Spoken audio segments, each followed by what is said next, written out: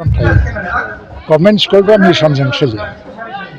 government स्कूलनि मिशनफोरा गभर्नमेंटआ बानायना होदों किन्तु टिचारफोरखौ मिशन हिसाबै लायाखै हयथ' बा मेनेजमेन्टआ लायाखै स्टुडेन्टफ्रा लायाखै किन्तु प्राइभेट स्कुलफ्रा गावआनो गाव मोनफा मोनफा मिशन थायो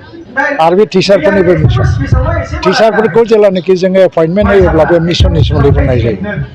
आरो नोंसोर खुनु सेलारिनि थाखाय दावराव खालामनाङा खम सेलारिजों मिशनखौ साक्सेसफुल खालामनांगौ इउएन एकाडेमिया दिनै बिनि थाखायनो इफेक्टिभलि खामानि मावगासिनो दं लोगोसे मटिभेसनाबो जोंना बेबायदिनो टिचारफोरखौबो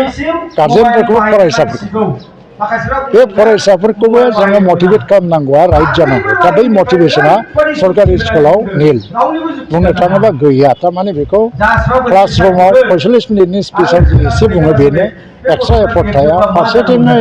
जायफोर गार्जेनफोरखौ नुयो सरकारि स्कुलाव फोरोंनाय गार्जेन प्राइभेट स्कुलाव फोरोंनाय गार्जेन बावहाय मोनसे डिफारेन्सखौ नुनो मोनो मा जे माने जोंहा बे प्राइभेट स्कुलाव फोरोंनाय गथ'फोरखौ जेरैबायदि केयार लायो